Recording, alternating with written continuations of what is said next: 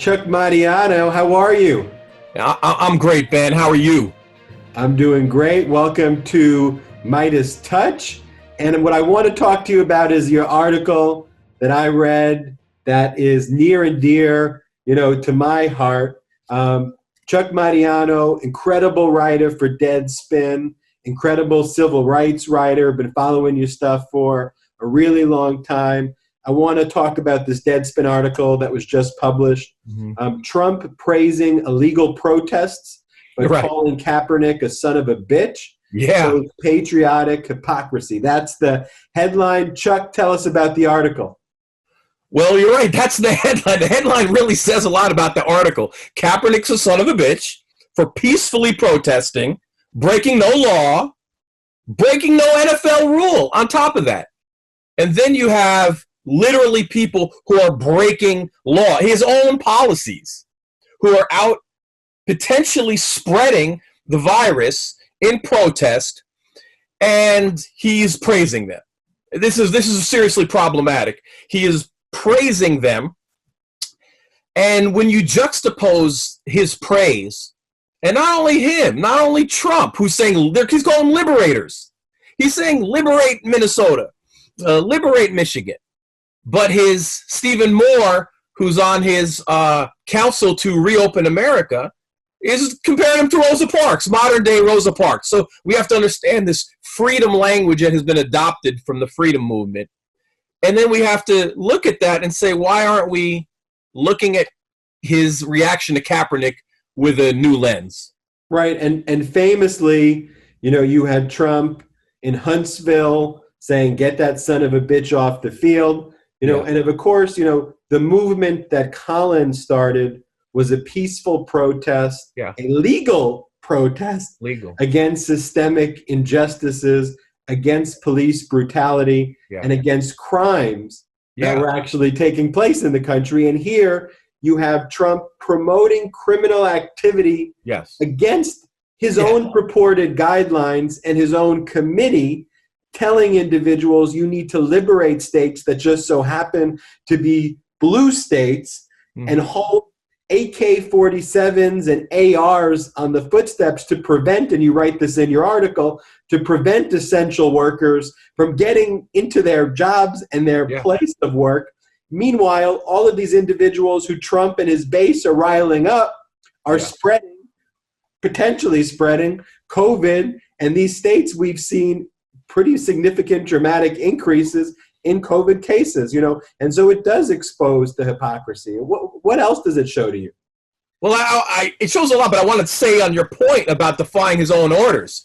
His own orders were that if the curve does not flatten or go down in a 14-day period, people should stay inside and adhere to the stay-at-home order. Those are his own orders, not the governors of those states. So that's what's so crazy about it.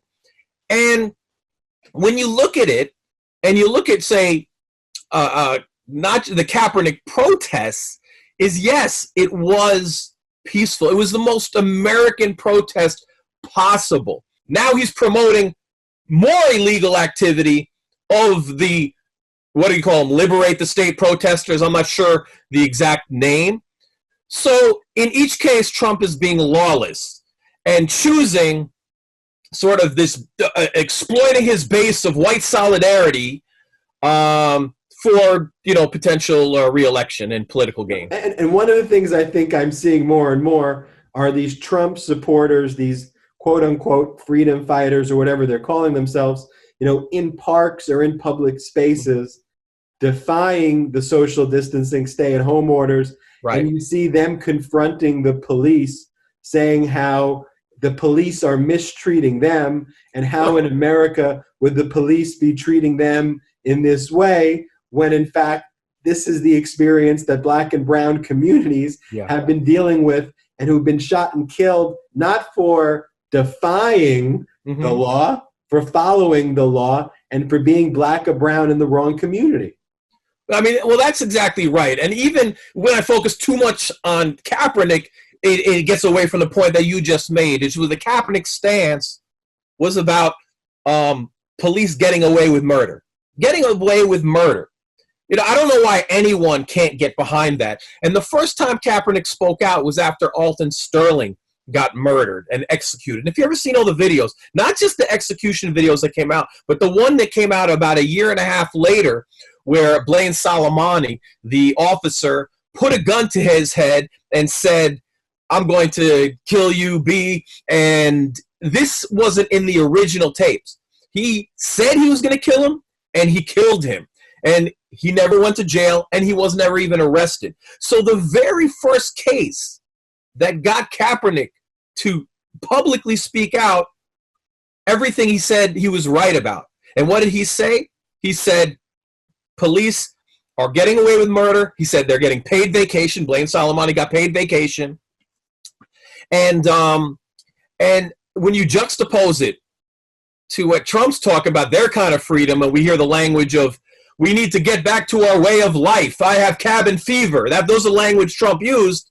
Well, we're talking about people who literally lost their lives. So Kaepernick is for people who literally lost their lives to state violence, not someone who has cabin fever. And so again, Chuck, great having you on. Trump praising illegal protests, but calling Kaepernick a son of a bitch shows patriotic hypocrisy. Appreciate you talking about the article. It was great to hear firsthand. Keep on doing the great work that you're doing in the community, and keep on writing the way you're writing. Ben, right back at you. Appreciate you, and keep lawyering the way you lawyer. I'll always lawyer the way I lawyer. I'll talk to you soon. All right, you got it.